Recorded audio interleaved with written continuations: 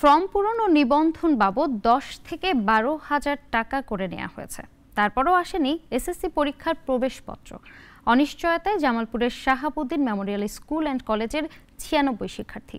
এদিকে কর্তৃপক্ষ বলছে এই শিক্ষার্থীদের সঙ্গে কলেজের কোনো সম্পর্ক নেই। আব্দুল্লাহ নোমানের তথ্য এবং চিত্রে ডেস্ক রিপোর্ট।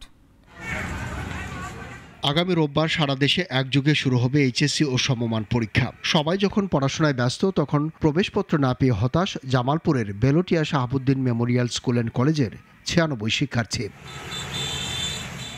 অভিভাবকরা জানান তাদের সন্তানরা 2 বছর এই শিক্ষা প্রতিষ্ঠানে লেখাপড়া করেছে, নিয়মিত পরিশোধ করেছে বেতন ফি। ফর্ম পূরণ ও নিবন্ধন বাবদ 10 থেকে 12,000 করে টাকাও নেওয়া হয়েছে, কিন্তু তাদের রেজিস্ট্রেশন হয়নি।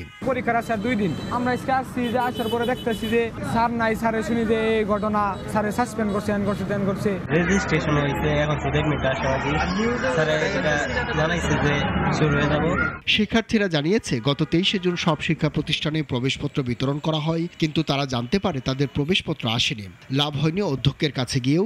সকালে তারা জানতে পারে শিক্ষা প্রতিষ্ঠানটির কলেজ পর্যায়ের অনুমোদন নেই।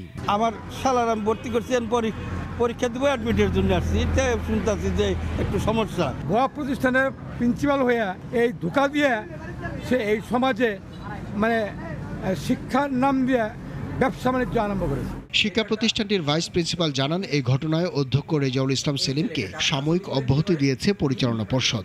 অভিযোগ করা শিক্ষার্থীদের সঙ্গে এই কলেজের কোনো সম্পর্ক নেই বলেও দাবি তার। যে সকল শিক্ষার্থীদের এই বিষয়ে অভিযোগ তারা করেছে তারা আসলে শাহাবুদ্দিন মেমোরিয়াল স্কুল অ্যান্ড কলেজের শিক্ষার্থী না, তারা মলমগঞ্জ, তারপর হচ্ছে গুঠাইল কলেজ এবং কি সানাকৈর আইডিয়াল কলেজের স্টুডেন্ট। তাদের নামে, সেই কলেজের নামে স্টুডেন্টদেরকে রেজিস্ট্রেশন করানো হয়েছে। এই 96 জন শিক্ষার্থী এইচএসসি পরীক্ষায় বসতে পারবে কিনা তা বলতে পারছেন না কেউ।